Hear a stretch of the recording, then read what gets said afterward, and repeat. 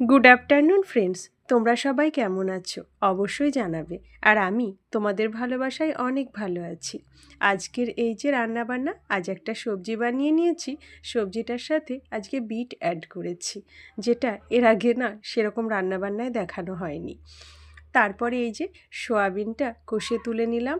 তারপর সেই তেলেই আলু আর হাঁসের ডিম রান্না করছি বলে হাঁসের ডিমটা না আমি আধখানা করে কেটে ওটা তেলে ভালো করে কষে নিলাম। তারপর তেলে পেঁয়াজ দিয়ে একটু টমেটো ক্যাপসিকাম সাথে একটু মশলা দিয়ে কষে নিলাম। আমি খুব একটা গুঁড়ো লঙ্কা ইউজ করি না, কারণ এটা খেয়ে না আমার খুব একটা সহ্য হয় না, আর আমি খেতে পছন্দও করি না। তারপর আলুটা দিয়ে মশলাটা কষে নেওয়ার পর আলুটা সেদ্ধ হয়ে আসার পর না আমি তাতে গরম জল দিয়ে একটু ফুটিয়ে নেওয়ার পর, জলটা যেই ফুটে গেল অমনি আমি তাতে ডিম আর সয়াবিনটা দিয়ে গ্যাসের ফ্লেমটা একটু লো করে দিলাম। তারপরে একটু খানিকক্ষণ ফুটতে দিলাম। আর এদিকে আমার সবজিটা রেডি। ব্যাস, এই ছিল আজকে